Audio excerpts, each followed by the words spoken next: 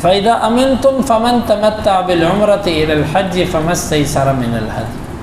بس جب تم امن میں آ جاؤ، امن میں آنے سے مراد ہے کہ جو تمہارے لیے رکاوٹ تھی وہ ختم ہو گئی، اب کوئی رکاوٹ نہیں رہی، پھر تم ظاہر حج کے لیے جاؤ گے۔ پھر ایک نیا حکم، جس نے حج کے سفر میں عمرہ بھی ساتھ کیا۔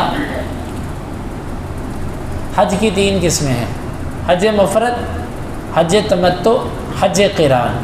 حج مفرد یہ ہوتا ہے کہ آپ صرف حج کرتے ہیں، عمرہ نہیں کرتے ساتھ، یہ حج مفرد ہے۔ حج تمتع یہ ہوتا ہے کہ آپ نے عمرہ کیا، احرام کھول دیا، پھر جب 8 ذو الحجہ آئی تو آپ نے دوبارہ حج کے لیے احرام باندھا، یہ تمتع ہے۔ اور حج قران یہ ہوتا ہے کہ آپ نے جب سے میقات سے احرام باندھا، عمرہ کرنے کے بعد آپ نے احرام کھولا ہی نہیں جب تک آپ نے 10 ذو الحجہ کو وہ 4 کام نہیں، یعنی کہ وہ کام نہیں کر، یعنی جب تک 10 ذو الحجہ نہیں آ گئی، یہ حج قران ہوتا ہے۔ اب تمتع کا معنی ہوتا ہے فائدہ لینا۔ فائدہ لینے سے کیا مطلب ہے؟ ایک ہی سفر میں 2 کام کر لینا، حج کا بھی اور عمرے کا بھی، اس کو تمتع کہتے ہیں۔ اس اعتبار سے قران بھی تمتع ہوتا ہے اور تمتع بھی تمتع ہوتا ہے، یعنی حج قران جس میں احرام نہیں کھولا جاتا، اس اعتبار سے وہ بھی تمتع ہی ہے، کیونکہ اس میں بھی عمرہ تو کر لیا گیا ساتھ۔ تو یہ حکم ہے کہ جو باہر سے آئے گا اور وہ حج تمتع کرے، ایک سفر سے 2 فائدے لے، اب اس کو چاہیے ان فائدوں کے بدلے میں ایک جانور ہدی کے طور پر 10 ذو الحجہ کو وہ ذبح کرے گا۔ یہ جو ہم 10 ذو الحجہ کو ذبح کرتے ہیں نا وہاں پر ہدی، یہ حج اور عمرہ اکٹھا کرنے کی وجہ سے ہوتا ہے۔ اگر کوئی بندہ اکیلا حج افراد کرتا ہے، یہاں سے پاکستان سے جائے، وہ کہ میں عمرہ نہیں کروں گا صرف حج کروں گا، اس کے اوپر قربانی نہیں ہے 10 ذو الحجہ کو۔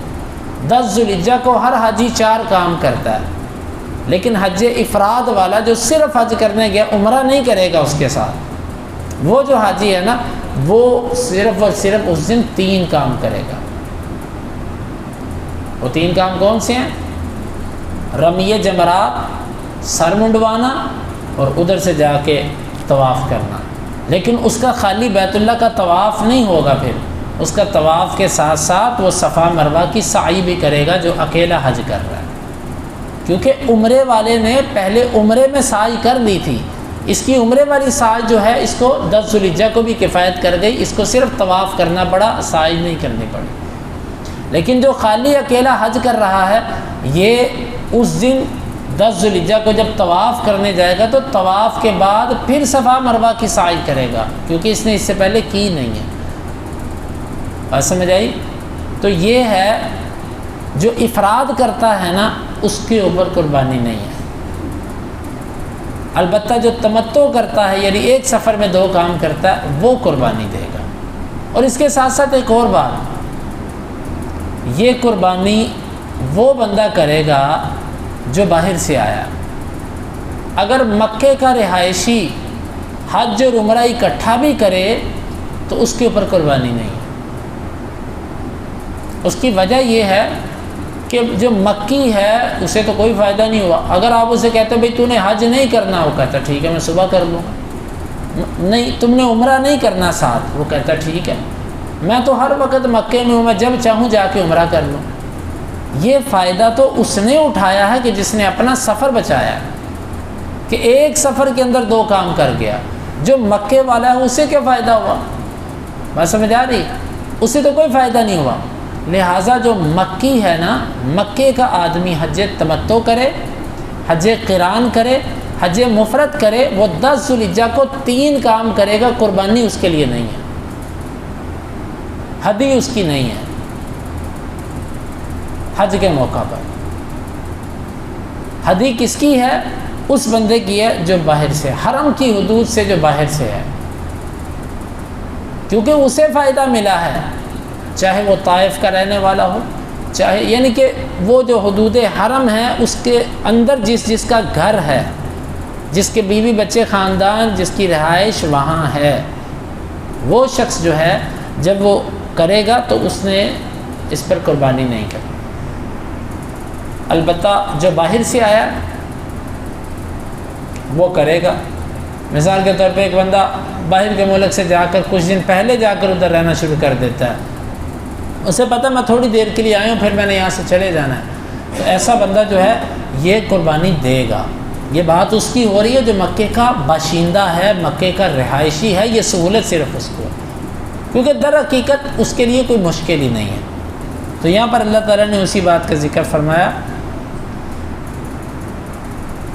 فَإِذَا أَمِنْتُمْ فَمَنْ تَمَتَّعَ بِالْعُمْرَةِ إِلَى الْحَجِّ فَمَا اسْتَيْسَرَ مِنَ الْهَدْيِ، جس وقت تم امن میں آ جاؤ یعنی رکاوٹ ختم ہو جائے، پھر جو فائدہ اٹھائے عمرے کا حج کے ساتھ، پھر جو اس کے لیے میسر ہو وہ قربانی کرے۔ میسر سے مراد بکری ہو یا گائے ہو یا اونٹ ہو، جو اس کے لیے آسان ہو وہ کرے، کیونکہ اس نے فائدہ اٹھا لیا۔ فَمَن لَّمْ يَجِدْ فَصِيَامُ ثَلَاثَةِ أَيَّامٍ فِي الْحَجِّ وَسَبْعَةٍ إِذَا رَجَعْتُمْ، جو قربانی نہ پائے اس کے لیے پھر 10 روزے رکھنے ہیں۔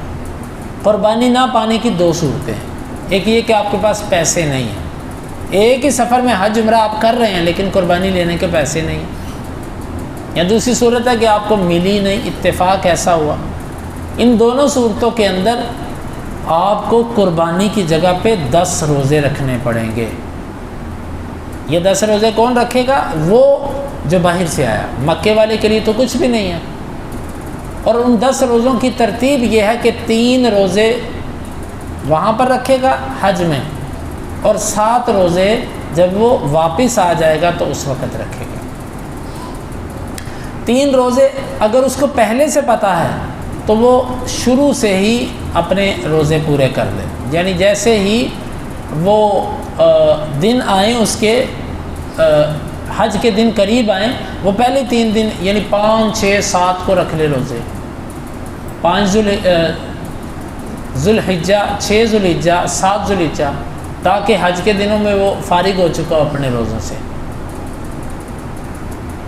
البتہ اگر ایسی کیفیت ہے، اس کو امید تھی کہ میں قربانی لوں گا اور عین موقع پر اس کو نہیں ملی، پھر وہ کیا کرے؟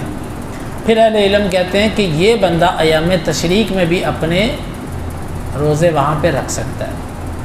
ایام تشریق یعنی 11، 12، 13، یہ مینا کے اندر رہتے ہوئے ان 3 دنوں کے اندر روزے رکھ لے۔ بعض اہل علم یہ بھی کہتے ہیں کہ ان دنوں میں نہ رکھے، بعد میں رکھ لے۔